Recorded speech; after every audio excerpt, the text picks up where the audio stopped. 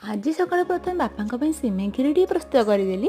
ପ୍ରସ୍ତୁତ କରିସାରିଲା ପରେ ଠାକୁର ପୂଜା କରିବା ପାଇଁ ଚାଲିଗଲି। ତ ଠାକୁର ପୂଜା କରିସାରିଲା ପରେ ମୁଁ ଟିକେ ସିମେଇ କ୍ଷୀରି ନେଇକି ପଳେଇ ଆସିଲି ଖାଇବା ପାଇଁ। ତ ଖାଇସାରିଲା ପରେ ମୁଁ ରୋଷେଇ ମାନେ ପ୍ରିପାରେସନ୍ କରିବି ବୋଲି। ତ ଖାଇସାରିଲା ପରେ ମୁଁ ରୋଷେଇ ପ୍ରିପାରେସନ୍ କରିବା ପାଇଁ ବାହାରି ଗଲି। ସବୁ ଟମାଟୋ ଖଟା, ଟମାଟୋ ପୋଡ଼ ସେସବୁ ଖାଉଛନ୍ତି, ତ ମୁଁ ଭାବିଲି ଟମାଟୋକୁ ପୋଡ଼ି ଦେଇଥିଲି। ତାପରେ ଟିକେ ପୁଦିନା ରସୁଣ କିଛି ଦେଇକି ମାନେ ଭଲ ଭାବରେ ଛେଚି ଦେଇକି ପେଷ୍ଟ ତା'ର ମାନେ ବନେଇଦେଲି।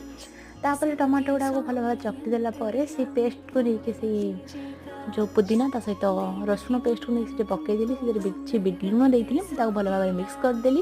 ମିକ୍ସ କରିସାରିଲା ପରେ ଗୋଟେ କଡ଼େଇରେ ସୋରିଷ ତେଲ ନେଇଥିଲି, ଜିରା ତା ସହିତ କଞ୍ଚା ଲଙ୍କା ସେସବୁକୁ ନେଇକି ଭଲ ଭାବରେ ହେଇସାରିଲା ପରେ ସେଟା ପକାଇଦେଲି। ସେଟା ଭଲ ଭାବରେ ପାଣି ମରିଗଲା, ତ ତାକୁ ମୁଁ ଗୋଟେ ପ୍ଲେଟ୍ରେ କାଢ଼ି ଆଣିଲି। ତ ବହୁତ ହିଁ ଭଲ ହେଇଥିଲା। ଆଜି ଲଞ୍ଚରେ ଭଜା ସହିତ ଡାଲି, ତା ସହିତ ସେଇ ଚଟଣି ବା ଭାତ, ସେଥିରେ ଆପଣ ଚାହିଁଲେ ଚିନି ବି ଆଡ଼୍ କରିପାରିବେ। ତ ଆଜି ଡିନର କରିଥିଲି ମାଛ ତରକାରୀ, ତା ସହିତ ପଖାଳ ଭାତ। ଯଦି ବହୁତ ଭଲ ଲାଗିଛି ଲାଇକ୍, ସେୟାର, ସବସ୍କ୍ରାଇବ୍ କରିଦିଅନ୍ତୁ।